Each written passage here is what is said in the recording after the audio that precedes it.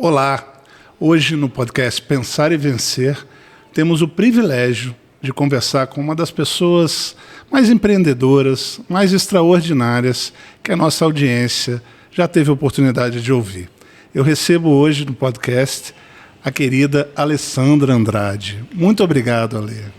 Edu, que carinho, que coisa gostosa. Tem muita história aqui que a gente viveu junto, né, Edu? Bastante. E saiba que a recíproca é verdadeira, né? E eu não só admiro o Edu, como admiro o casal e a família toda. Que bom, Ale. Ale, a gente vai ter um papo aqui hoje explorando muita coisa. O passado a gente tem que contextualizar, mas focar muito no presente. E o grande tempero é a sua visão do futuro. Você hoje ocupa uma posição estratégica, a gente vai chegar lá. Mas antes disso, vamos contextualizar um pouquinho. Qual é a primeira lembrança que você tem da mosquinha do empreendedorismo chegando até você? Você sabe que, para mim, empreendedorismo e política sempre foi muito misturado. E olha só como essas coisas se encontram. Porque a política nasceu, para mim, política com P maiúsculo, tá, gente? Na faculdade, participando dos movimentos estudantis, que são agremiações como as associações comerciais.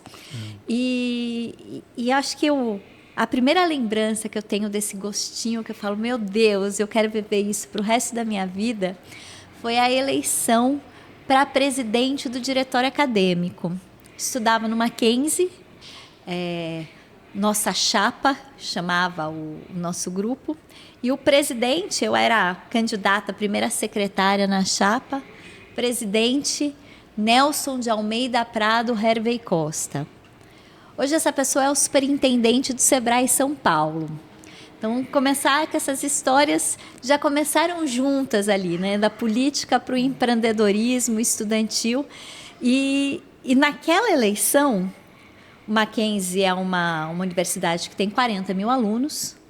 A gente era do diretório acadêmico que juntava economia, administração e ciências contábeis.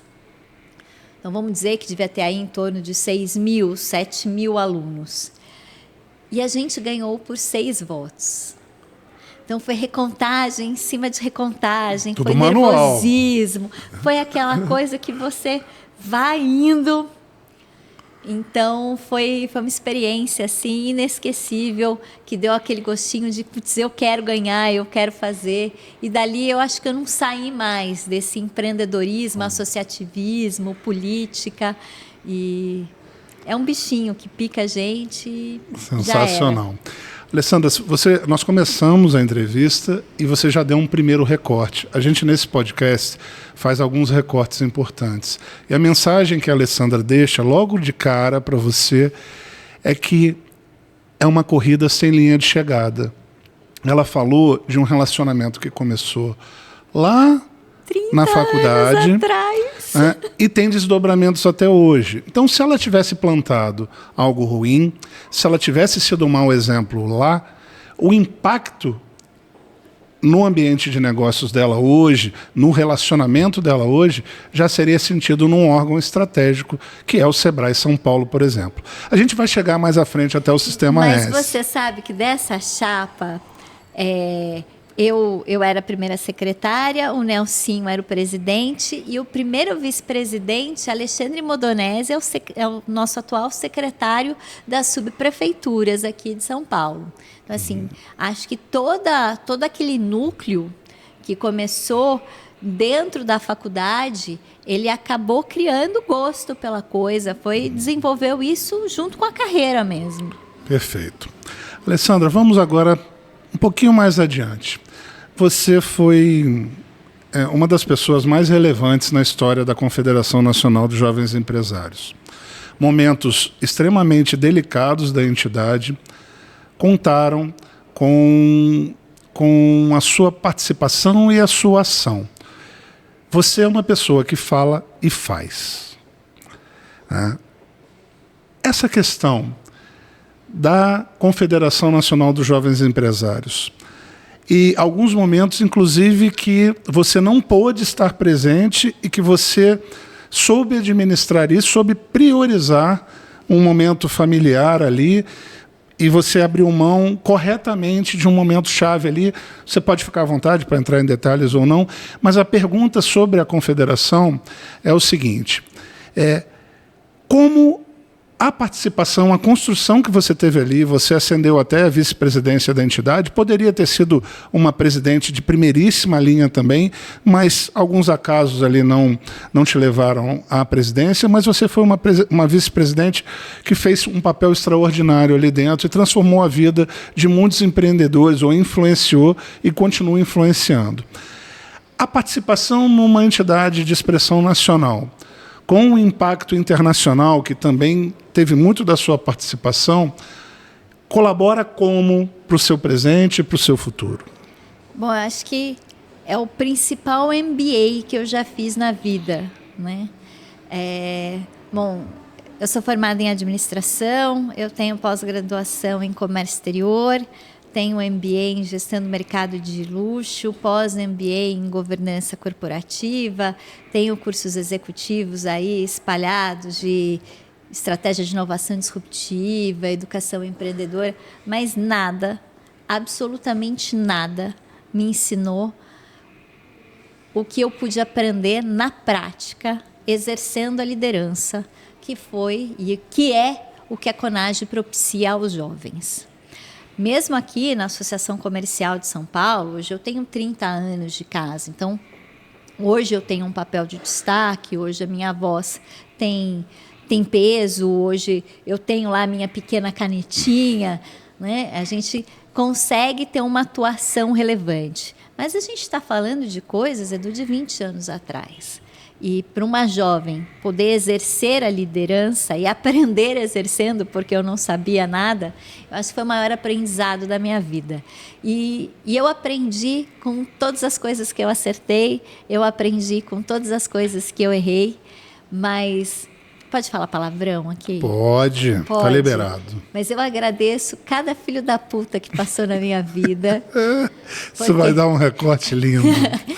Porque eles me tornaram a Alessandra que eu sou hoje. Resiliência, né, Alessandra? Não, é você ganhar a malícia, né? Você aprender a entender que as coisas... Eu sou uma pessoa muito direta. Eu falo e eu faço. Eu não faço aquilo que eu não falo.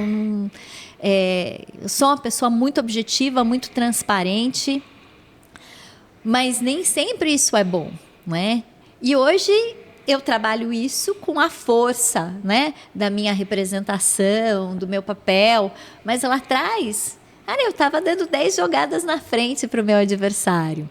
Então, eu aprendi muito. Eu, de verdade, Edu, por incrível que pareça, eu nunca quis ser presidente da CONAGE.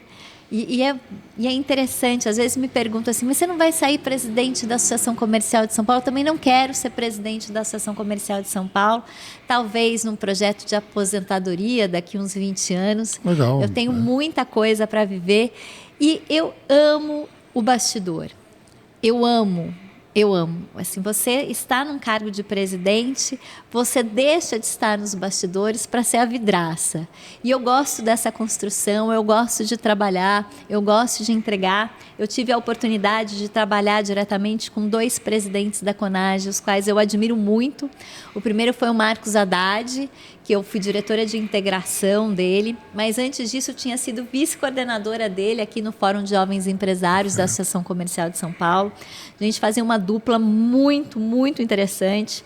A gente já se matava no olhar, o que um queria, como fazia. Então, eu ia falar, eu era mulher, eu sou mulher, eu continuo sendo mulher. Mas eram outras épocas, há 20 anos, uma mulher na liderança, eles me abriram muitas portas, mas eu sempre fiquei muito confortável nesse papel do número 2, porque era o papel da operação, eu era diretora de operações, e é isso que me faz o olho brilhar. Depois tive a oportunidade de trabalhar também com o Doreni Caramori, acho que foi, talvez... uma das melhores gestões que a CONAGE já teve, não digo aí por ser metido ou nada disso, mas porque existia um momento propício para isso, financeiro, de projetos, de estados, de uma preparação que foi feita, com uma dinâmica muito interessante, exatamente com Doreni tendo um papel político representativo muito forte, e eu sendo a general, a diretora de operações que faziam as coisas acontecerem, que batia o bumbo para o exército marchar. Isso sempre deu muito certo, eu me sinto muito confortável nesse lugar. Acho que depois de ter exercido essas duas posições, eu realmente encerrei meu papel de CONAGE e pude fazer uma coisa que eu ouvi na primeira participação que eu tive numa solenidade da CONAGE, que foi a posse do Eduardo Diogo, quando eu ouvi da boca do Roberto Matoso, que era o secretário de, acho que, econômico do Ceará. Não lembro direito o cargo, eu sei que o Roberto já faleceu, mas foi uma pessoa que trouxe muito ensinamento, foi um mentor muito importante para a CONAGE, e ele trouxe ali a figura de Santa Teresa d'Ávila. Ele disse, ela dizia, né, ele trouxe que ela dizia que Santa Teresa d'Ávila dizia que um verdadeiro líder precisa de 3 coisas: amor, humildade e desapego. Tenho um amor incrível pela CONAGE. Sou muito grata por tudo que eu vivi. Tenho uma humildade para saber o que eu pude servir. Eu servi e estive ali enquanto fui útil para a CONAGE. E desapego para saber que tudo que eu tinha para viver, eu vivi, e que depois disso, ela tem que se virar. E a gente teve essa conversa um dia por telefone, se você lembrar disso. Lembradíssimo. Alessandra, você trouxe 2 pontos muito importantes que eu queria trabalhar para a nossa audiência aqui. O primeiro deles, que a audiência talvez não tenha percebido, todos esses cargos que a Alessandra citou são cargos voluntários. A grana não fazia parte do seu trabalho. Você nunca foi remunerada, nem nessa sua posição como diretora-geral do PAT 76, o ambiente de inovação da Associação Comercial de São Paulo, tradicionalíssima e que se renova a cada ano. Por que ser voluntária vale a pena ainda para você e sempre valeu? Depois eu pego o segundo ponto. Gente, como eu disse, foi o melhor MBA. Hoje eu sou especialista em inovação e eu aprendi em 2 instituições. Aqui na Associação Comercial, que eu tive a oportunidade de criar esse laboratório do PAT 76, tive orçamento para isso, investimento para isso, liberdade para isso, pude construir uma metodologia do zero para a gente trazer as startups, toda essa construção que tem aqui no PAT 76 é uma metodologia criada por mim e pela Bárbara Brilhante. A Bárbara Brilhante é a nossa engenheira de dados aqui e é uma menina que eu tenho uma história linda com ela. Eu já vou contar já sobre a Bárbara. Então, eu tive a oportunidade de exercer isso e na FAAP. Acho que todas essas conjunções me levaram a ser muito bem remunerada para fazer isso que eu faço aqui de graça, né?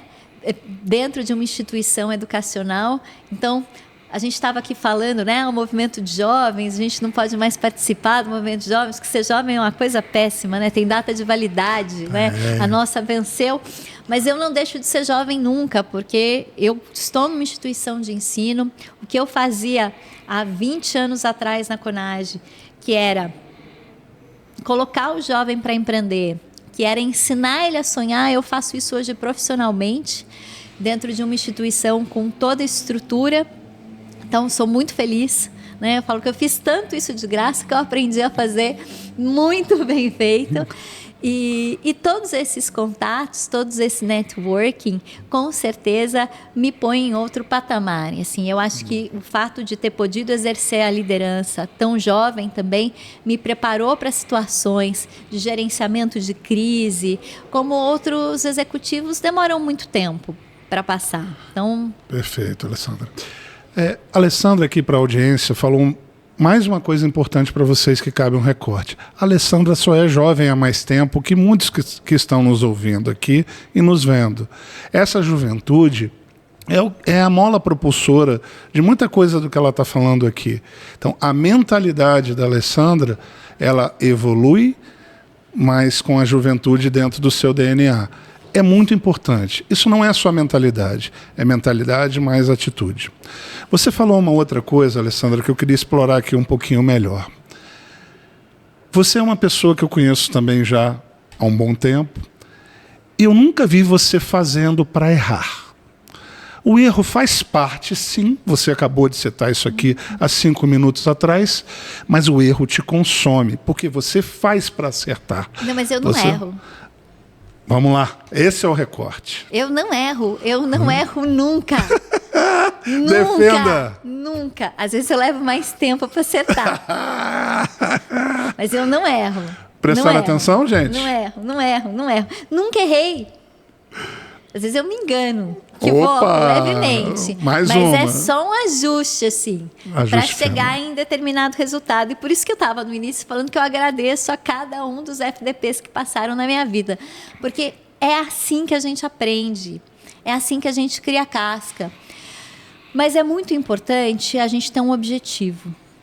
Não significa que a gente definiu o ponto A, é lá que a gente vai chegar. Mas se a gente não rumar nesse sentido, a gente nunca vai encontrar os desafios certos que a gente precisa encontrar, a gente nunca vai encontrar os aprendizados que precisam acontecer para a gente acertar a rota. Eu acho que o caminho a gente vai acertando ao longo do tempo, e eu sou muito, muito flexível, mas eu não erro.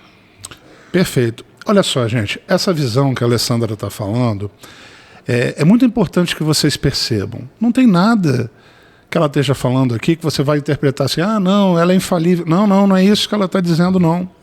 Ela está dizendo que ela trabalha e ela se preparou, não só formalmente, se preparou na vida, se preparou nas instituições que ela passou, para fazer o melhor dela. E eventuais desvios de rumos, de correção, serão imediatamente assimilados por ela e pela equipe dela, para que você consiga repaginar e entregar de uma outra forma. Aí você vê que é reconhecimento, é humildade, é capacidade de perceber aquilo que saiu do rumo, de maneira direta ou indireta, muitas vezes com coisas que estão fora do seu próprio controle. A gente não controla tudo. E é a terceira vez nesse podcast que a Alessandra dá um toque em relação a isso. Então, muitas vezes a gente fica psicado em tentar controlar coisas que estão fora do nosso ambiente, que estão fora do nosso mundo. E a gente não controla esse tipo de coisa, a gente também não controla pessoas. Os FDPs aqui que ela citou, eles vão continuar existindo na vida da gente, né? Podemos falar aqui em conjunto. Mas como lidar com ele, eu garanto a vocês que ela lida de uma maneira muito mais inteligente, muito mais sábia, muito mais perspicaz do que ela há 30 anos atrás atuava. Então guardem o que ela falou, porque isso vai dar um recorte muito bacana para a gente. Edu, eu queria pegar esse gancho que você falou e eu queria falar um pouco de equipe. Vamos lá. Porque eu acho que tudo é feito por pessoas. E da mesma forma que eu comecei aqui contando a minha história com o Nelson, que hoje é superintendente do Sebrae, como é que a gente imaginar 30 anos, né, que isso ia acontecer? Muitas pessoas que estão comigo hoje foram sendo construídas ao longo do tempo. Eu comentei que eu queria falar da Bárbara. Bárbara é nossa engenheira de dados aqui, ela que cuida do ACBUS. Eu brinco que nós somos Pink Cérebro, mas a Bárbara foi minha estagiária na FAAP, foi minha aluna na FAAP. E você poder participar da construção desses empreendedores e ver como eles podem te ensinar de volta, né? Porque eu acho que tem muito disso. Jovens que hoje superam os mestres, que conseguem, né, aprender mais, entender mais, estão mais antenados. E é por isso que eu acho que a gente precisa manter isso tão vivo, né? Tá perto dessa rede. A Bárbara foi minha estagiária, o Rubem, que está aqui com a gente também, o Léo, que eu estava comentando com você nos bastidores aqui, que foi da CONAGE, hoje é superintendente aqui de uma distrital, começou com a gente. Então, você ir criando pessoas que estão dentro dos mesmos valores. E eu acho que isso que foi a sementinha da CONAGE lá atrás, que a gente entendia, e essa é uma coisa meio utópica, e eu acho que em determinado momento ela já acontece, que a gente entendia que os empresários não eram unidos de uma maneira geral, mas que se todos fossem criados, desenvolvidos dentro dos mesmos valores e se conhecessem, as pontes para que os projetos acontecessem juntos seriam muito mais fortes. E eu vejo isso já começando a acontecer de verdade. Assim. Eu vejo relacionamentos que eu criei há 20, 30 anos se fortalecendo nosso, Edu. Nosso. Quantos, sim, eu tenho certeza que não tenha um projeto que você queira fazer, que você não pegar o telefone e falar, Alê, você não quer conhecer? Topa? Claro que eu vou topar. Esse é um deles. Estamos nele. Deles. E a mesma coisa. Então, assim, eu acho que a gente criou uma rede muito forte e que precisa ser nutrida. E aí fica uma provocação para o Conselho Superior da CONAGE, Conselho Consultivo, que criem mais oportunidades para isso. Porque assim como eu, que não fui presidente, então nunca passei pelo Conselho Consultivo, quantas outras pessoas passaram por lá e que são fantásticas. Nós estou tentando lembrar o Marcelo Ribeiro, do Ceará. Marcelo, estou tentando lembrar o sobrenome, que era secretário do Eduardo Diogo. O Humberto Ribeiro. Quantas pessoas interessantes ficaram pela história da CONAGE e que poderiam estar nessa rede de uma forma muito mais efetiva e ajudando, obviamente, a nossa rede para o bem. Alessandra, a gente antes de gravar, né, a gente estava falando, você vai para o Amazonas amanhã, né, e a um clique de distância estava um contato que talvez agregue um valor na sua agenda lá. Trocamos a informação e ela vai conduzir isso lá. Então, esse tipo de relação, a um clique de distância, muitas vezes ele faz uma diferença muito grande. Eu falo para algumas pessoas o seguinte, se eu não tiver 2 ligações telefônicas do contato, a minha chance é muito pequena.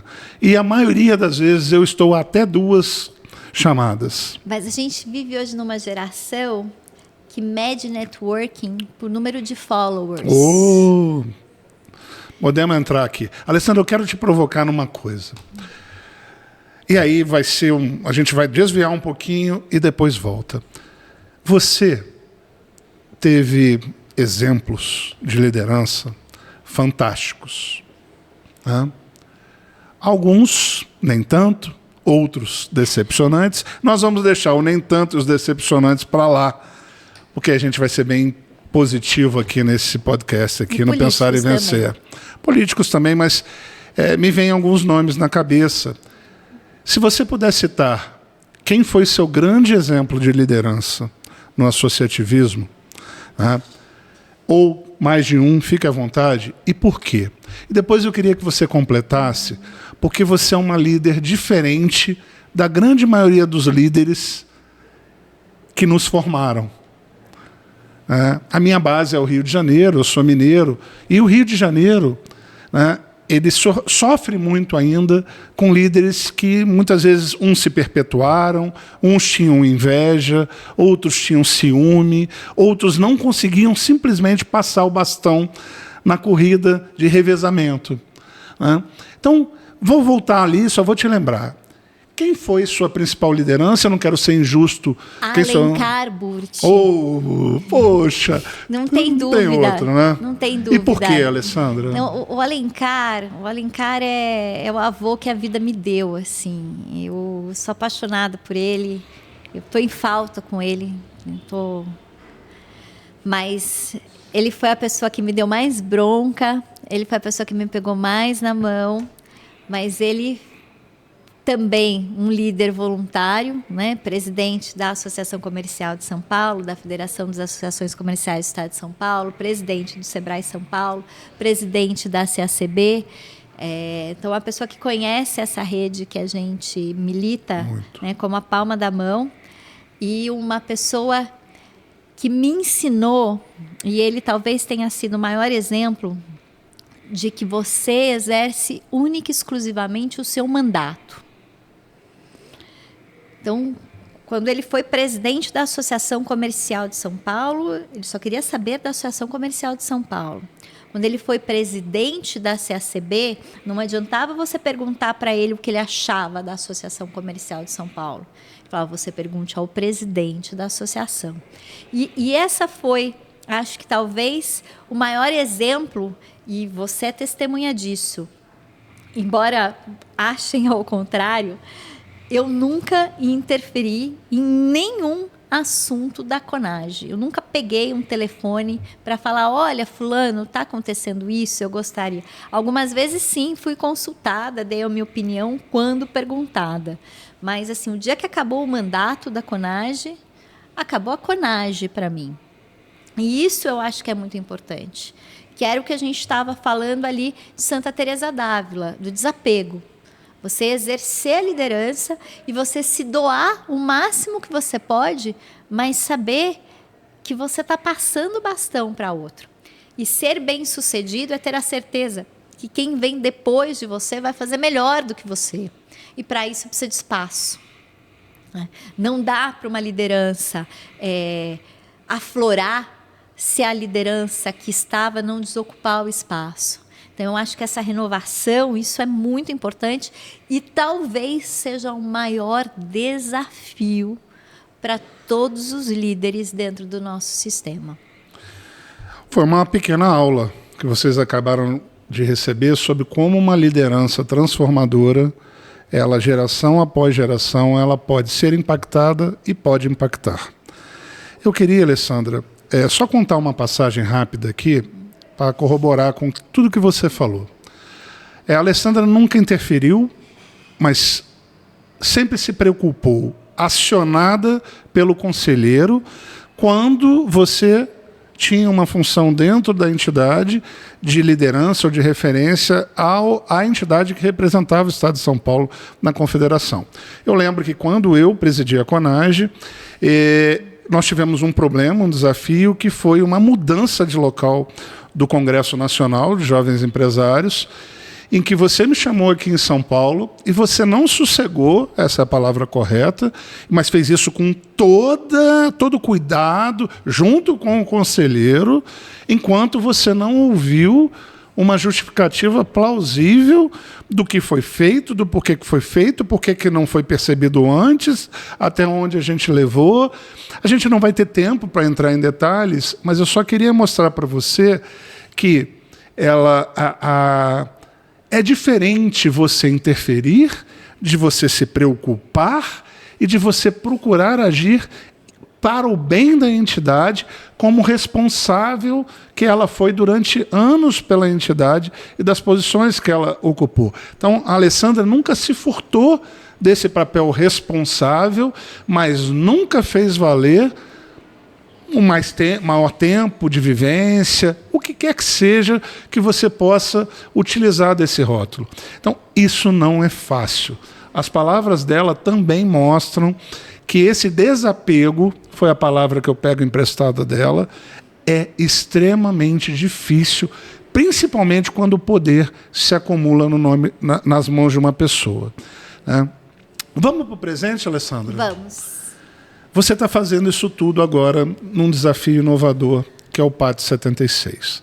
Você tem outras frentes de trabalho que eu gostaria que você detalhasse. Como arrumar isso tudo, como continuar cabendo o voluntariado em tudo que você faz e como você equilibrar. Você tem hoje uma responsabilidade com a sua filha também, que você tem um cuidado empreendedor com ela, que quem acompanha as suas redes começa a perceber cada vez mais com clareza.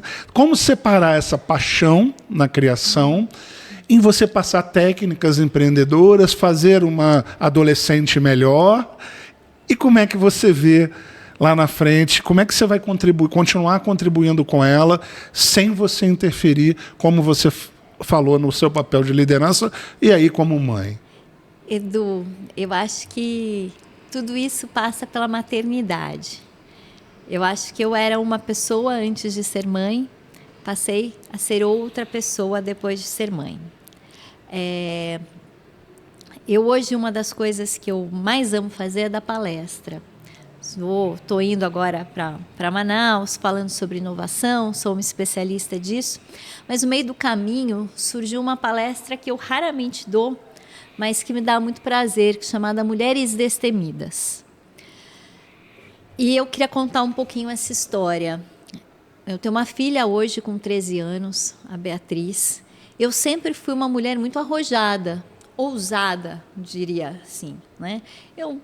Você vai lembrar, eu fui uma das primeiras mulheres da CONAGE. E as reuniões da CONAGE, para quem não sabe, elas são itinerantes, elas acontecem cada vez num estado diferente. Então, eu acostumei viajar, eu e 20 rapazes. E consegui ficar muito bem, confortável nesse grupo. Não era vista como uma diferente, pelo contrário, eu brinco até que se tivesse campeonato de cuspe, eu era a campeã. Não? Eu consegui criar ali uma dinâmica onde eu não era vista como diferente, não me sentia fragilizada de forma alguma. Então, para mim, eu fui criando esses anteparos e nunca foi um problema ser mulher. Sempre achei que essa história de feminismo, empoderamento feminino, eu sempre achei isso uma pieguice, uma coisa assim que... Só que eu passei por muitas situações constrangedoras, sim. Eu passei por muitas situações difíceis, mas eu nunca me vitimizei, eu nunca dei importância para isso. Só que quando eu coloquei na perspectiva... De preconceito, Ale? De preconceito, de assédio assim, incontáveis. E aí, quando eu me coloquei na perspectiva de ver que a minha filha poderia passar por isso... Opa! Aí eu fiz, uepa! E não é bem por aí a história. E... quando eu comecei nesses questionamentos, eu fui para Nova York num curso que estava tendo da revista Elle Internacional com o MIT sobre mercado de luxo. E era início do Instagram e eles apresentaram um case chamado Fearless Girl. Foi acho que o primeiro grande fenômeno que aconteceu nas mídias sociais pelo Instagram, da estátua da menina de bronze que foi colocado em frente ao touro de Wall Street, que representava ali uma ação dos fundos que queriam privilegiar as mulheres à frente de empresas, né, para que tivessem mais investimentos. E essa estatuazinha era de uma menina de 8 anos encarando o touro de Wall Street, e a minha filha tinha 8 anos naquela época. E aí aquela imagem me paralisou.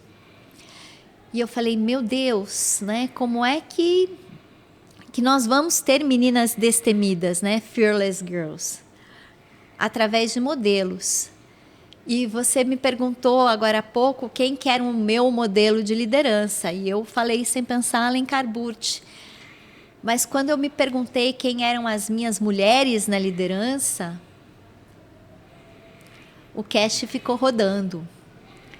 O cast ficou rodando porque, na realidade, eu acho que nós estamos ocupando espaços que não eram ocupados antes. E a gente colocou essa questão de modelo como uma coisa muito acima. Então, os nossos modelos têm que ser mulheres comuns. Tem que ser mulheres como eu, como você que está assistindo, que tem milhões de papéis ao mesmo tempo, que dá conta de família, de emprego, de associativismo, de filho, de buscar criança, de levar no médico e ainda de passar no cabeleireiro e passar um batonzinho, né? Tudo ao mesmo tempo. E a gente não deu devido valor para essas mulheres. Então, eu acho que uma missão que eu tenho hoje, tenho 2 missões. Uma é valorizar essa mulher e transformar mulheres comuns em modelos de superação. Não acho que nenhuma mulher é melhor do que ninguém, mas todas nós temos dentro de nós uma mulher destemida e que precisa ser conhecida. E a minha outra missão é ligada à inovação, que é democratizar a inovação. Eu acho que eu venho de um ambiente, a Associação Comercial de São Paulo está fazendo 130 anos, a Associação Comercial do Rio, quantos anos tem? Aquela guerra de sempre, né, Alessandra? Quantos anos tem a Associação Comercial do Rio? Então, assim, vamos trabalhar lá de 1809, que eu acho que é outro nome, como Praça do Comércio, eu sou voto vencido lá dentro, mas vamos trabalhar com 1800, era 1824. Nós estamos falando de instituições seculares. Bicentenárias. E que, se você não aprender a traduzir o que é a inovação para esses empreendedores, para essa instituição, você não vai sair do lugar. E a gente criou aqui para o Pátio 76 um slogan que é tradicionalmente inovadores. A gente foi na fundação da Associação Comercial de São Paulo, foi entender o porquê que ela foi fundada, que eu não sabia, por esse cara aqui, ó. Antônio Proust Rodovalho, um dos maiores empreendedores que existiu em São Paulo. Ele foi presidente e fundador da Companhia Melhoramentos, foi presidente da Câmara Municipal, foi governador. E ele tinha um objetivo quando ele criou a Associação Comercial de São Paulo, que era refundar a Bolsa de Valores de São Paulo, que havia sido fechada. Então, quando hoje a gente traz aqui para o Pátio 76 startups, quando a gente está falando de investimento, a gente não está criando um storytelling. Nós somos o storytelling. Nós somos a história do mercado de capitais. Nós somos a história do empreendedorismo. E o legado que vem com isso, a força que vem com essa história toda de poder efetivamente mostrar o caminho para esse empreendedor, ajudá-lo a dar o próximo passo, ajudá-lo na sua startup e agora do outro lado, ajudando pequenos empreendedores a absorverem tecnologia para que possam concorrer de igual com igual com grandes empresas, isso é uma missão. E mais do que isso, tudo isso junto, é a minha missão com a educação. Eu acho que eu venho aqui para a Associação Comercial, eu sou feliz aqui, mas quem me viu na FAAP conhece uma outra Alessandra, uma Alessandra que não está preocupada com a política do dia a dia, mas está preocupada em olhar no rostinho de cada um daqueles jovens e entender qual que é o sonho que tem ali. Ainda mais numa instituição como a que eu estou, que é uma instituição que recebe alunos de alto nível socioeconômico. Então, com um bem encaminhado, você pode criar um impacto tão grande, você pode gerar tantos empregos. Isso é amor à livre iniciativa. Eu acho que é isso que a gente... Acho que o veneninho ali, o que faz com que a gente fique viciado nisso aqui, chama amor à livre iniciativa. Alessandra, você... A gente pode continuar? Não, tudo bem, não tem problema não. É porque fica ótimo. Pode ir interrompendo também, se vocês tiverem alguma ideia, também fica à vontade. Bom, Alessandra, você sabe que sua filha vai ver esse podcast, né? Com você e com... Ela não vai ver. Ah, vai. Ela não vai ver. Os amigos vão ver e vão comentar com ela. E ela vai falar, ai mãe, que mico. Mas ela é uma adolescente. Vai, e vai ver com muito orgulho. Você sabe que, Alessandra, você falou muitas coisas. Eu queria voltar nessa questão do feminismo, porque é um recorte muito importante. Eu acho que você deu uma aula aqui de como se portar, como se comportar e como compreender esse tema. E não é à toa que eu estou te entrevistando, né? Essa entrevista é uma honra para mim, antes de ser para os nossos telespectadores ali, né? Então, eu queria voltar num ponto específico pelo seguinte: você conhece a minha esposa, a Silvia Machado, e você sabe que ela tem uma luta desde quando foi emancipada para ela ser instrumentadora cirúrgica na primeira profissão dela lá atrás. Ela pediu para ser emancipada porque ela tinha esse espírito de mulher vencedora, mulher empreendedora e por aí vai. Quando você me contou sua história, eu vivo isso muito dentro de casa. Uma pessoa que desbrava, uma pessoa que sofre assédio, né? Uma pessoa que recebe uma piadinha super inadequada, uma pessoa que é rotulada como menos competente, vamos ser até educada, por ser mulher. Coisas que você relatou aqui. Então, o recorte que eu quero fazer para você que está nos assistindo se você é homem, não faça nada disso ofensivo que a Alessandra falou. Comece eliminando piadas de mau gosto. Sabe, comece tendo um comportamento adequado e independente do gênero que está à sua frente. Eduardo, o que você está falando é óbvio. Não é. Eu vejo isso o tempo inteiro. Vejo em ambientes universitários, vejo em ambientes empresariais, vejo na rua, né? Então, esse é um primeiro recorte, Alessandra, que eu quero deixar aqui, e fique à vontade para completar do jeito que você quiser. Isso não é aceitável mais, há muito tempo, mas ainda acontece muito. Mas eu acho que a gente tem que entender também que existem gerações, que determinadas gerações possuem vieses, e esses vieses estão lá, quer digam, quer não digam. Sim. Vamos pensar. Mas a gente tem que entender que nós também temos os nossos vieses. Eu tenho uma passagem que aconteceu comigo, que eu gosto de contar, porque eu fui preconceituosa sem perceber que eu estava sendo preconceituosa. Sim. Eu estava fazendo um curso esse pós-MBA em governança, chama ABPW, Advanced Boardroom Program for Women. É um programa específico para formar mulheres conselheiras de administração. E estava numa classe, 30 mulheres C-level, 30 mulheres tops. E aí, uma dinâmica de grupo, eu virei e falei assim, eu quero fazer com a Joana, porque a Joana é baiana, ela é divertida. E a Joana virou para mim e falou assim, mas eu não quero fazer com você. E eu olhei para ela com uma cara assim, tipo, você é louca? E ela falou assim, eu quero que você queira fazer comigo porque eu sou competente. E eu, em nenhum momento, eu quis diminuir a Joana. Pelo contrário, eu acho máximo a alegria dos baianos. Mas, naquele momento, soou como um preconceito. E teve que consertar, né, Luciana? E eu agradeço imensamente a Joana ter se posicionado. Porque, se ela não tivesse se posicionado, eu não teria percebido a minha ação. Claro. Então, eu acho que uma das coisas que eu digo para as mulheres hoje se te incomodou, fale. Fala com educação, fala com firmeza, mas fale, não ria, não finja que está tudo bem.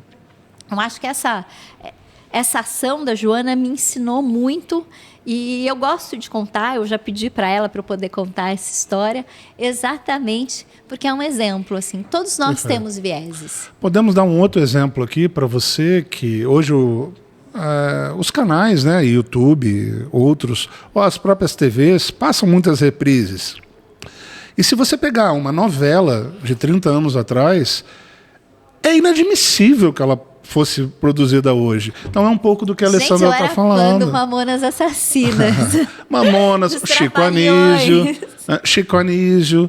Então, assim, se você pegar cada personagem, tem pelo menos uns 30% dos personagens do Chico Anísio seriam cancelados hoje.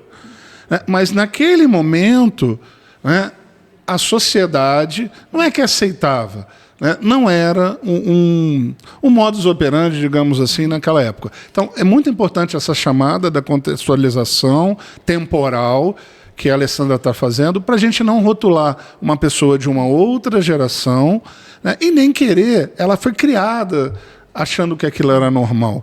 Você vê muito isso numa piada, que hoje é de mau gosto, ela no passado talvez não fosse tão de mau gosto assim. Mas para a geração que está sendo formada agora, muito cuidado, né, com alguns desvios, alguns escorregões. E muito bacana também, Alessandra, você trazer exemplos que te constrangeram. Não é qualquer um que faz isso, né? Então, assim, o que vocês estão recebendo aqui foi mais um presente, não foi a primeira vez, na entrevista que a Alessandra traz um exemplo que não foi positivo para ela, mas ela teve não só lições daquilo, como ela moldou novamente o comportamento dela dali em diante. Alessandra, você também voltou aqui na palavra inovação, né? E você usa inovação como meio, você não usa a palavra de maneira ao vento, né? Você, mais uma vez, conhece muito de inovação e você pratica a inovação, e a inovação é um meio para você transformar para melhor tudo que você faz. Você está aqui num ambiente inovador de produtos, processos e pessoas.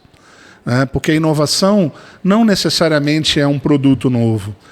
Muitas vezes é um produto com uma utilidade diferente.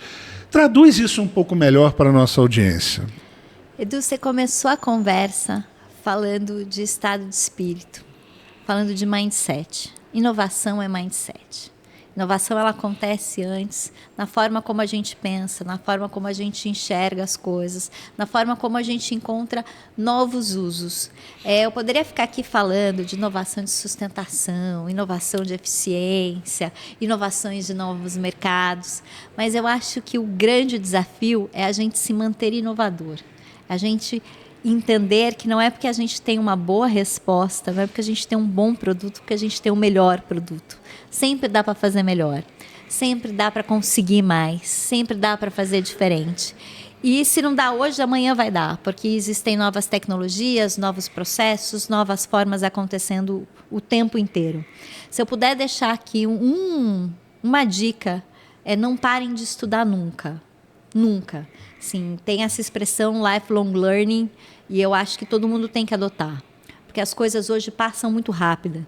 Eu me formei nos anos 90 na faculdade e se você pensar que o Business Model Generation do Alex Osterwalder é de 2010, eu já tinha 15 anos de formada quando surgiram as ferramentas que eu começo a trabalhar hoje. Então, eu acho que a gente precisa estar sempre aprendendo, sempre lendo, sempre conversando. Hoje em dia, essa geração adora esses podcasts, né? Ouçam, né? Estejam sempre antenados, pare de ouvir besteira na internet, vai estudar, vai aprender alguma coisa, se distraia aprendendo, trazendo um conhecimento, buscando repertório. Eu acho que isso é o que diferencia quem vai para frente de quem não vai. No final, nós vamos fazer alguns recortes finais. Ainda não chegamos lá. Alessandra, deixa eu te fazer uma pergunta. Você desperdiça menos ou melhor? Você usa melhor seu tempo hoje? E segunda pergunta, quando você desperdiça teu tempo, quando você fica brava com você? Gente, eu tenho um problema muito sério de procrastinação. Quando a gente sabe que a gente dá conta, a gente vai procrastinando, né? Eu gosto muito de uma emoção, assim, de uma adrenalina. Então, enquanto a coisa não acumula, assim, que eu tenho que chegar lá e fazer, e resolver. Então, isso é uma coisa, por exemplo, que eu tenho trabalhado muito. E isso estava me gerando uma ansiedade gigantesca. E você sabe como que eu resolvi procrastinação? Como? Hipnose. Olha a técnica. Hipnose. Foi buscar uma técnica. Hipnose. Você conhecia? Conhecia, mas não minha tinha psicóloga feito. trabalha, você sempre falou assim, olha, pelo amor de Deus, faz alguma programação mental aí, porque a minha mente está ganhando de mim. Mas não tinha usado ainda. Para isso, não. Experimentou. Então, foi um recurso que eu fui buscar. Eu acho que a primeira coisa que você tem que ter é a percepção de onde você está errando. Né? Então, eu adoro procrastinar. Desperdiço meu tempo, sim. Deveria desperdiçar mais. Eu acho que essa questão da gente ter que ser produtivo o tempo inteiro cansa. Eu acho que a gente tem um livro, nossa, O Essencialismo. E ele tem uma questão que é interessantíssima. Ele diz assim, tudo aquilo que não é um sim com certeza deveria ser um não. Ó. Então, muitas vezes, a gente vai dizendo sim para um monte de coisa que não é importante, você desperdiça o seu tempo, você gasta muito tempo, quando com uma porcentagem disso bem feito, você teria um resultado muito melhor. Então, eu tenho aprendido a dizer nãos, sem constrangimento nenhum. Agora não posso, não tenho tempo, não consigo priorizar, tranquilamente. Agora, eu acho que eu vivo o mal que todo mundo vive, que é essa mente conectada, que não para o tempo inteiro, que não silencia. Então, eu estou precisando de mais ócios criativos. Domênico de Masi, né? Domênico de Masi. Mas, Alessandra, eu acho que você... a minha pergunta pegou a sua resposta e a audiência percebam a sutileza do conceito de desperdício da Alessandra. Está intrinsecamente ligado à produtividade, né? Ou à felicidade, né? Que ela talvez não tenha usado essa palavra aqui. Mas está tudo misturado ali, né, Alessandra? E no final, o que você está trazendo de mensagem é que o que vale a pena mesmo, você está conseguindo selecionar com muitos nãos também para o que não vale a pena, né? E essa percepção, pessoal, parece óbvia, mas não é. A Alessandra está sendo extremamente profunda nesse momento aqui, porque isso consome o tempo inteiro o pensamento dela. Pô, será que eu falei tantos nãos no curto prazo que eu... Então, essa analogia que ela fez aqui é muito bacana. E não escolher já é uma escolha, né? Então, assim, é outro ditado, né? É outro ditado que a gente fica empurrando com a barriga, isso não dá certo. Gente, aprendam a falar não.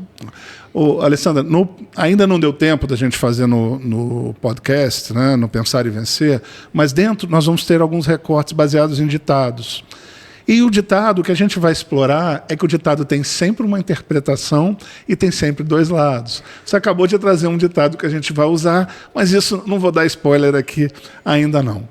Alessandra, vamos para o caminho final aqui e vamos falar do futuro. Tá?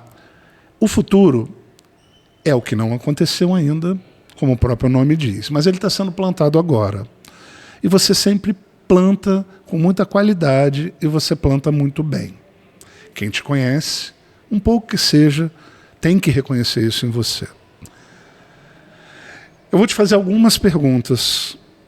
Eu queria que você tentasse não desdobrar tanto, porque são muitas perguntas. Então tá, é sim ou não? Aonde você estará daqui 20 anos, profissionalmente falando? Eu ia falar em casa. Aí eu não vou te dar essa moleza, né? O que você acha que você está fazendo? Não, eu acho que daqui 20 anos... médio, vamos botar assim. Daqui 20 anos eu vou estar mais dedicada a assuntos associativos, ao poder público. Eu acho que eu já vou ter cumprido mais a minha carreira de executiva, realizado mais e espero poder devolver mais para a sociedade. Então, daqui 20 anos eu espero já estar devolvendo, já ter ganho muito dinheiro e já estar devolvendo. Dentro do associativismo, Alessandra, você continua transformando a vida de muita gente. Você tem um número assim na sua cabeça de quantas pessoas mais você quer influenciar ou quantas redes você quer influenciar que você ainda não conhece? Se você pudesse pensar num número, eu acho dezenas de milhares. Vou te dar um número. Aqui em 3 anos no Pátio 76, a gente avaliou 2.700 startups. Foram 2.700 startups que receberam um feedback, que receberam um direcionamento. Então, em 3 anos, eu posso, pela associação comercial, impactar diretamente 1.000 pessoas por ano. Posso fazer um recorte rápido? Isso sem falar em FAAP, em outras... Um recorte rápido, fazendo uma conta aqui muito simples. 4 a 5 startups por dia útil. Para quem não fez a conta ainda, esse é o esforço que o Pátio 76 entregou nos últimos 3 anos. É muita coisa. É muita coisa. Mas para isso, a gente tem engenharia de dados. Perfeito. Você citou, Alessandra, essa questão da transformação tecnológica. Um dos vieses desse podcast é a indústria 4.0 e as tecnologias que estão por baixo dela. Uma delas é a inteligência artificial, data mining, o que você puder aí, você citou algumas, mas com certeza você usa, nós podemos falar de realidade aumentada, podemos falar de impressão 3D, que ainda não chegou nas nossas residências, mas amanhã teu controle remoto perdeu uma tampinha, você vai encomendar e você vai fazer na sua própria impressora. Nós estamos muito próximos disso. E aí eu quero de novo para o futuro. E aí a pergunta que eu vou te fazer é basicamente um sim ou não, mas você pode completar. Você tem dúvida que a aceleração das transformações, ela aumentará? Nenhuma. E eu acho que assim, o grande diferencial é o quanto você vai conseguir acoplar isso como ser humano. né? Não é se a inteligência artificial vai substituir você, é o quanto você vai acoplar da inteligência artificial em você. O quanto que você consegue comandar, o quanto você consegue fazer prompts corretos, o quanto você consegue otimizar o seu trabalho e a sua liderança com essas ferramentas, mas mais do que isso, Edu, é a capacidade interpretativa. Acho que a gente vive num mundo de dados. A gente está falando, são 5 startups por dia. Não, quando a gente analisa de 500, 700. E para isso são muitos dados. Se você não aprender a ler esses dados, se você não entender o que aquilo está te dizendo, você vai tomar decisões incorretas. Você pode colocar a inteligência artificial para decidir por você? Pode. Mas ela vai decidir dentro do padrão. A gente consegue decidir fora do padrão. A gente consegue ver a intuição junto. Até por coincidência, esse papel estava aqui só enfeitando. Mas a gente está com um levantamento do AC Digital, que é o quanto o nosso associado usa de tecnologia. E aí tem alguns dados alarmantes. E aqui tem 7% apenas avaliam o desempenho da sua empresa através de objetivos chaves ou indicadores. 7%. Então, eles não têm dados, mas mesmo se você der, ele não sabe para que significa. Então, eu acho que essa é a grande virada. É você conseguir acoplar mesmo, é o plugin. A inteligência artificial, ela tem que ser um plugin, ela tem que estar fluida. E eu acho que essa juventude vem com isso muito forte, mas sem ter repertório. Alessandra, sem a gente ter conversado sobre isso, porque a gente não tem roteiro nessa conversa. As pessoas acham que está combinado. Não, se tiver uma porradaria aqui, vai sair para você. Né? Mas não é. Você citou tanta coisa importante nesses últimos 5 minutos, Alessandra, que fica difícil até eu pontuar. Mas eu vou pontuar. Não sei se você sabe, eu fiz o meu mestrado mais recentemente. Foi em 2016 a 2018. Ou seja, eu podia ter feito o mestrado muito antes, mas eu escolhi a metrologia, que foi a ciência das medições. Então, eu acho o que você falou de indicadores, de interpretação tão importante, que eu resolvi aprofundar a nível de mestrado isso. Depois dei continuidade, estou terminando lá o doutorado, mas isso daqui nem vai aparecer no que a gente está falando aí, é só para contextualizar para vocês. Quinzena passada, Alessandra, eu tive o privilégio de ser convidado para um grupo de 20. Eram 20 convidados que estavam com 20 das principais startups que investem em IA nos Estados Unidos. Não são nem mais startups, porque a startup que a gente estava falando ali está faturando 200 milhões de reais lá nos Estados Unidos. Não são startups. Mas são empresas jovens, melhor dizendo. E a grande onda da IA nos Estados Unidos agora, setembro de 2024, é IA para assistente ao ser humano. Né? Então, não é para decidir pelo ser humano. Então, o que a Alessandra trouxe para você, e vai se transformar em mais um recorte, haja recorte na entrevista da Alessandra, é a decisão, a interpretação e a compreensão da ferramenta que está te levando à decisão, talvez seja tão ou mais importante do que a própria decisão. Porque a decisão ela vai acontecer, mas a assertividade e o impacto da decisão é que tem que ser compreendido por quem decidiu. E a Alessandra explicou isso aqui muito bem para você e da audiência. Volte lá, assista umas 10 vezes, interprete, vá na rede social da Alessandra, tá? E se tiver dúvida, ela vai ter um prazer em responder a você. Alessandra, vamos para o final, que são as recomendações. Eu queria que você falasse para um jovem de 80 anos, para um jovem de 50 anos e para um jovem de 20 anos. Você falaria a mesma coisa para os 3? Você fala diferente para os 3? Claro que eu estou generalizando aqui, claro, você tem um jovem de 80 há mais tempo, de 80 anos, que está iniciando um negócio, nada, não tem impeditivo, está numa sala de aula, lá na FAAP, ou em algum lugar. Hoje a gente vê isso com uma boa frequência.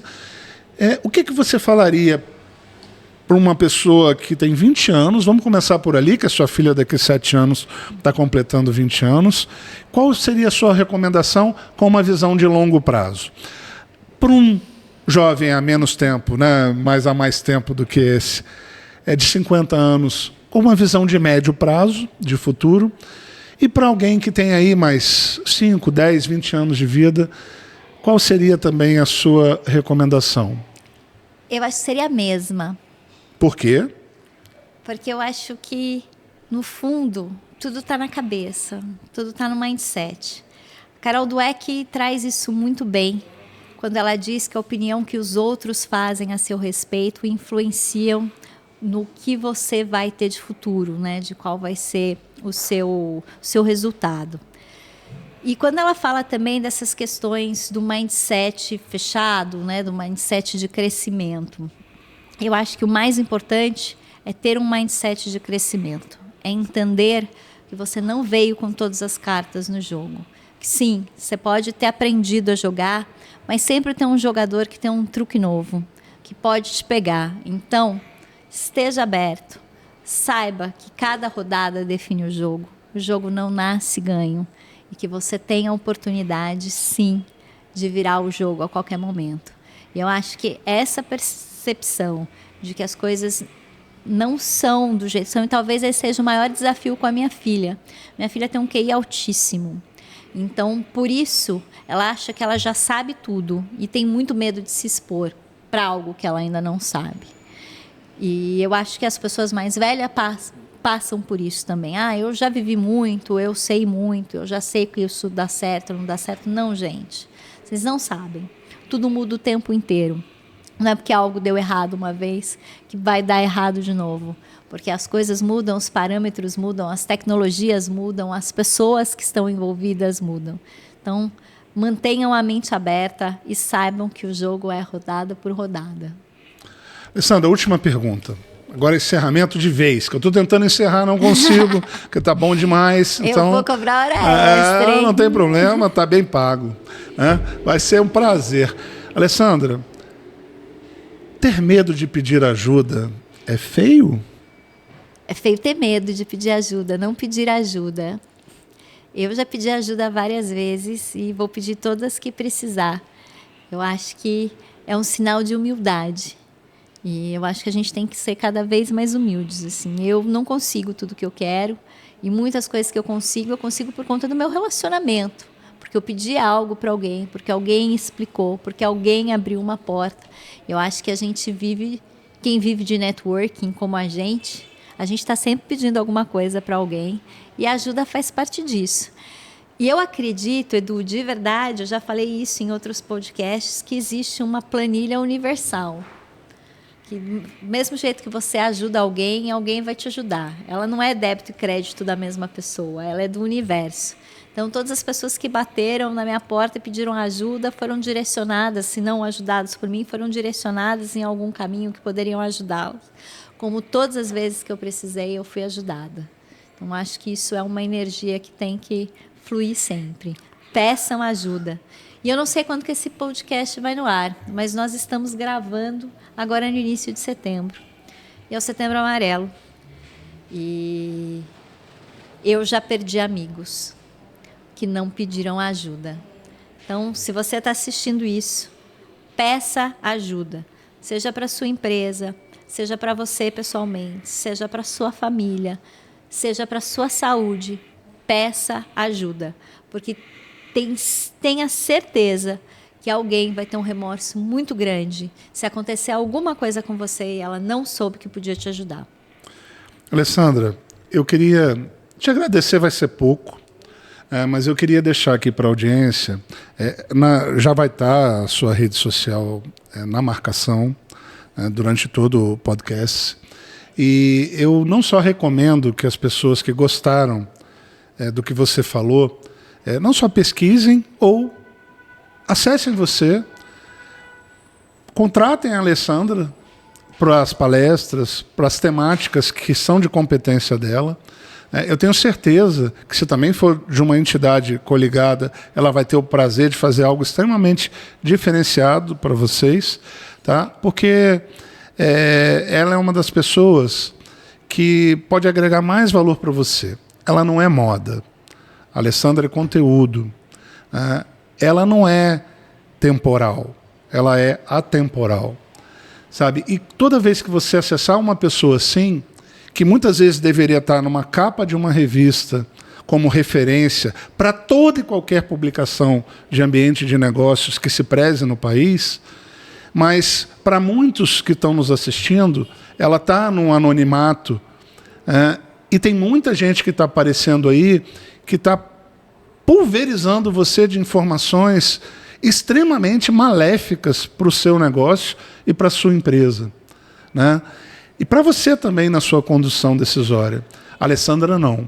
O que vocês receberam aqui hoje é de uma profundidade para você ver e rever. Então, Alessandra, eu te agradeço assim, de uma maneira absurda e absoluta pelo seu tempo, pelo cuidado que você teve, a sua produção, ao Luiz, que foi extremamente dedicado, né? E muito obrigado por você ter me dado o privilégio de receber você no Pensar e Vencer. Edu, o privilégio é todo meu, me sinto emocionada com as suas palavras. Recebo e agradeço, isso é uma coisa que a gente aprende com a maturidade, que é falar, ai não, eu não sou obrigada, recebo, agradeço, me sinto honrada e sempre que eu puder, estou à disposição. Foi um prazer incrível e eu desejo muito, muito sucesso para esse seu novo projeto e que eu possa aqui ser uma das estreantes que vai te dar muita sorte. Será. Muito obrigado, Alessandra, foi um prazer. Bem, chegamos ao final, aqui com a Alessandra Andrade. E você que está nos assistindo, que gostou, acesse a rede da Alessandra e transmita esse conteúdo aqui para uma pessoa do seu conhecimento, para a sua rede, através dos seus meios de comunicação. Isso vai fazer toda a diferença para nós que colocamos no ar um conteúdo dessa qualidade para melhorar o ambiente que você vive, o seu ambiente de negócio, o seu movimento empreendedor. Tá? Fiquem com Deus e até o próximo podcast.